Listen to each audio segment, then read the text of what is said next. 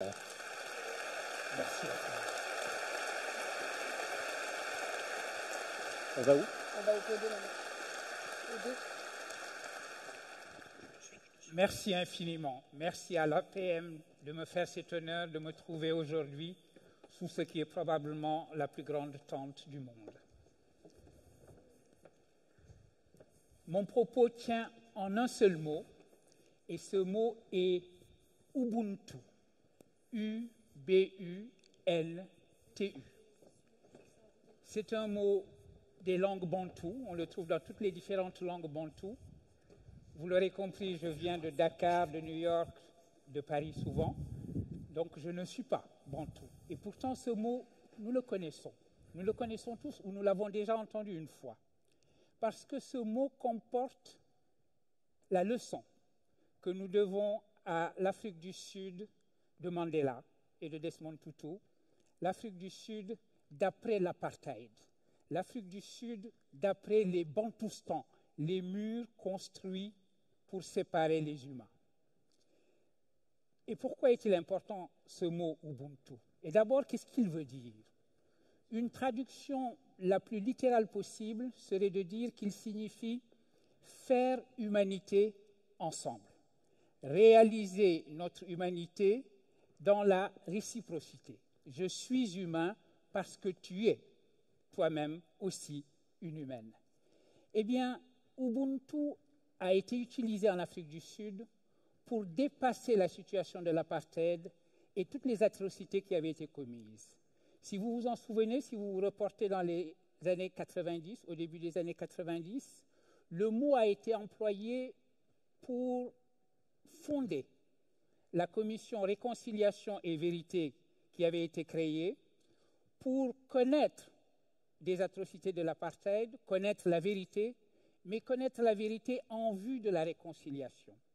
Non pas la vérité pour la punition, non pas la vérité pour le châtiment, mais la vérité pour sortir de la situation en quelque sorte par le haut, dans la visée de la création d'une nation arc-en-ciel, comme l'Afrique du Sud s'est appelée. Autrement dit, il s'agissait toujours de réaliser ce qui s'était passé, de comprendre ce qui s'était passé, mais avec la volonté de faire Ubuntu, de faire humanité ensemble pour dépasser le cycle mortel de la violence et de la vengeance. Alors pourquoi je vous parle de l'Afrique du Sud à propos d'un sujet que j'ai proposé sous le titre « Habiter la Terre ensemble ». C'est parce que, au-delà de la considération de l'Afrique du Sud, ce mot Ubuntu, l'exigence Ubuntu, est une exigence universelle qui s'adresse à notre temps aussi, qui s'adresse à nous aujourd'hui, à un moment où il s'agit de détruire des murs qui séparent les humains d'eux-mêmes et de leurs prochains, qui les séparent de leur propre humanité, et donc il faut mettre en place à nouveau Ubuntu contre les crispations identitaires, les ethnonationalismes qui construisent des murs pour enfermer chacun à nouveau dans son Bantoustan, pour évoquer le vocabulaire de l'Afrique du Sud de l'époque. La montée des ethnonationalismes est une crise majeure de notre temps et cette crise exige Ubuntu. Ubuntu constitue également une réponse à une autre crise majeure de notre temps, la crise de l'environnement, celle dont Thierry vient de parler. Je viens d'un pays, les États-Unis, où les désastres coup sur coup, qui en ont Harvey et Irma, ont fait prononcer aux plus obstinés des climato-sceptiques ce constat qui a été fait il y a quelques jours par le sénateur John McCain, disant, je le cite, « Il se passe des choses sans précédent avec le climat dans le monde et il est important de se rendre compte qu'il y a changement climatique. » Ceci était un grand changement parce que ce n'était pas le langage habituel des républicains que de parler ainsi. Ce n'est pas le discours habituel du Parti républicain, c'est déjà commencer à marcher vers Ubuntu. Pourquoi Ubuntu? Parce que c'est ce qui nous dicte notre devoir aussi de prendre soin de la terre, de procéder à ce qu'un philosophe aujourd'hui oublié, qu'on devrait retrouver, le père Teilhard de Chardin, appelait une humanisation de la terre. Voilà donc les deux points de mon propos. Ubuntu contre l'ethnonationalisme et Ubuntu pour l'environnement. Quand j'ai proposé ce sujet de réflexion, il y a déjà plusieurs mois, je ne m'attendais pas à voir l'ethnonationalisme porté à son paroxysme comme il l'a été récemment dans le pays où je vis, aux États-Unis, comme il l'a été dans cette ville universitaire de Charlottesville.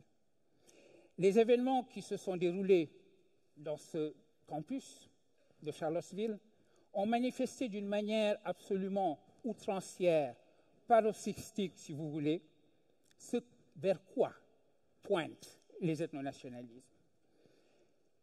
On peut être sidéré de voir qu'en 2017, dans une ville universitaire, de jeunes nasillons peuvent défiler en portant des torches, des flambeaux et en proclamant « Blood and Soil » comme dans les années 30 et autres slogans fascistes, ou de voir le Ku Klux Klan se sentir une nouvelle jeunesse, se sentir des ailes.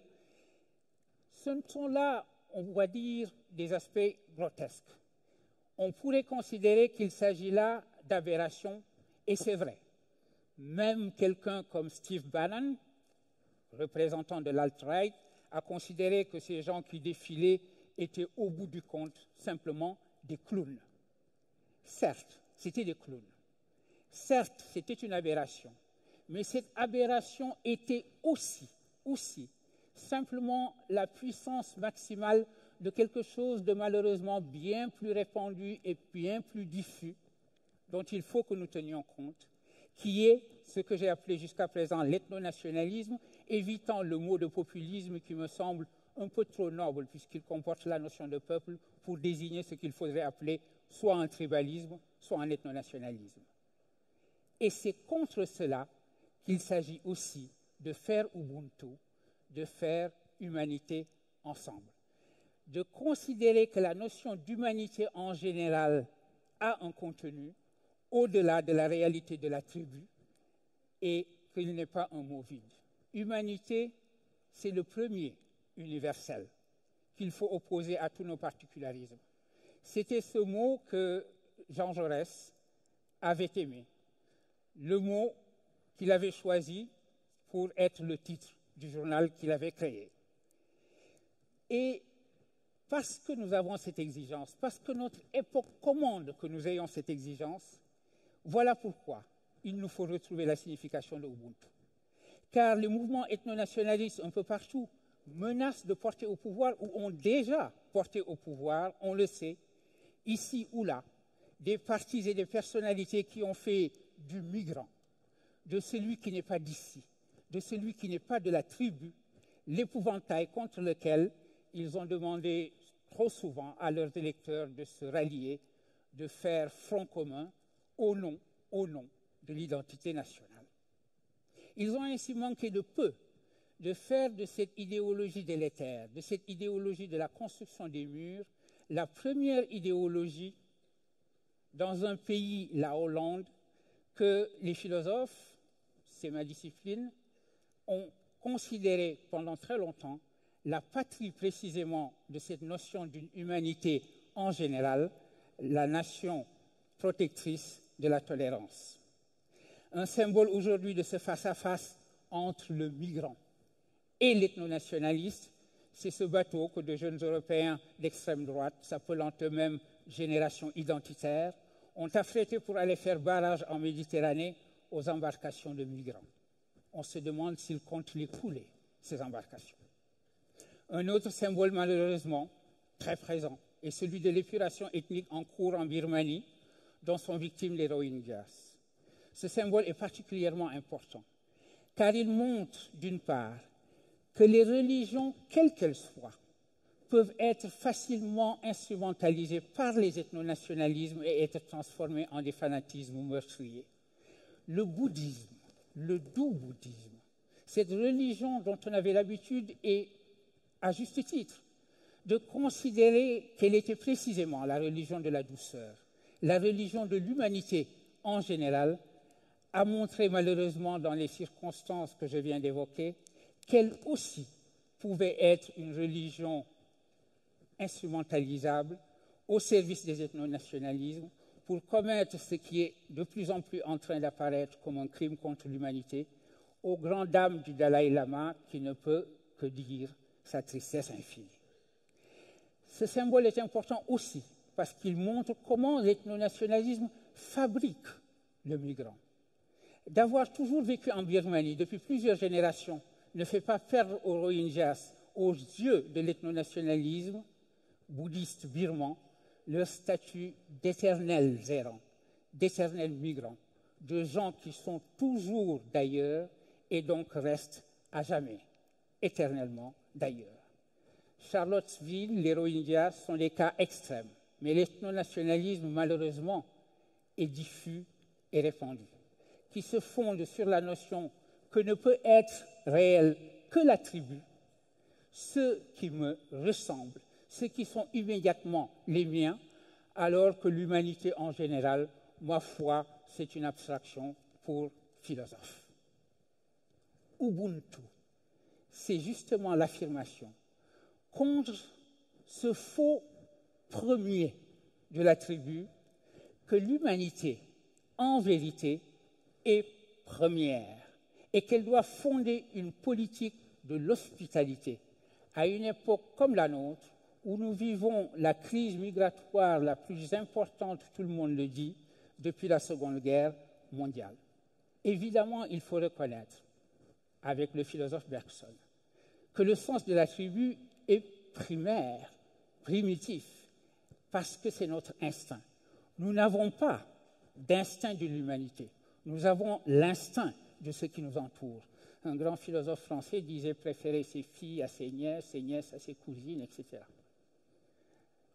Eh bien, cependant, il est possible de considérer que la valeur qui nous meut, ou celle qui doit nous mouvoir, celle qui correspond à Ubuntu, n'en est pas moins réelle.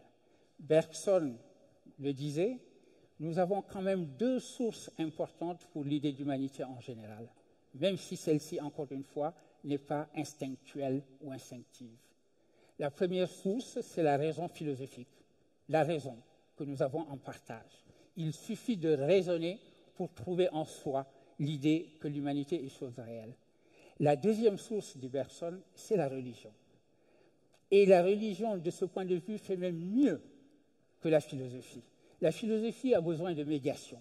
La religion, parce qu'elle est d'abord émotion, peut se répandre, comme dit Bergson, comme incendie, et c'est elle qui nous enseigne que mon prochain n'est pas forcément mon proche. J'ai parlé tout à l'heure de religion manipulée, qu'on transforme en fanatisme meurtrier. Je viens de parler de la religion comme source possible, source la plus puissante possible de notre idée d'humanité en général, d'Ubuntu. On le voit, la religion peut être le remède au poison qu'elle peut aussi malheureusement être. Elle est ce que les Grecs appelaient pharmakon, le mot qui a donné pharmacie, c'est-à-dire à la fois le poison et peut-être le remède également au poison qu'elle peut constituer. Ubuntu pour faire humanité ensemble. Maintenant, je voudrais parler de Ubuntu pour l'environnement. Je voudrais placer le nécessaire combat pour la protection de l'environnement sous le signe d'Ubuntu ou d'une humanisation de la Terre pour exprimer cette idée que l'humain ne se réalise pleinement comme ce qu'il a à être que s'il accède aussi à la conscience de sa responsabilité envers la nature, de son devoir de mener cette politique d'humanisation de la Terre. J'entends cela comme signifiant le devoir et la responsabilité de l'humain d'agir en fonction de la compréhension que la nature m'est confiée, j'en suis dépositaire, à la fois pour elle-même et également pour les générations qui vont en hériter de moi. Cela m'interdit par conséquent de considérer la nature comme simple ressource naturelle et de me considérer, moi, humain, comme maître et possesseur de cette nature, selon une parole qui a fondé notre modernité philosophique.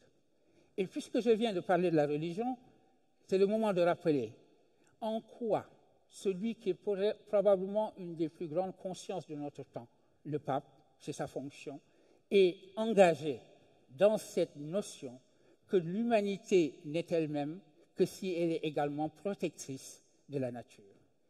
On peut évoquer, au-delà du pape, en passant, la mobilisation des religions en général pour un humanisme écologique, dont une manifestation a été, par exemple, le forum qui s'est tenu en novembre 2016 et qui a vu des guides spirituels appartenant à diverses confessions, des chrétiens, des bouddhistes, des sikhs, des musulmans, etc., appeler leur communauté à s'investir dans la tâche urgente de sortir d'une ère qui était celle des énergies fossiles pour entrer dans l'ère qui est celle des énergies renouvelables.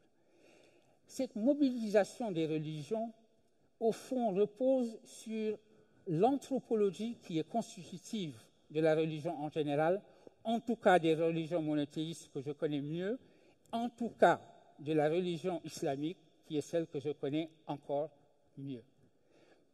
Parce que, pour prendre cet exemple, l'humain s'y définit comme le calife de Dieu sur terre.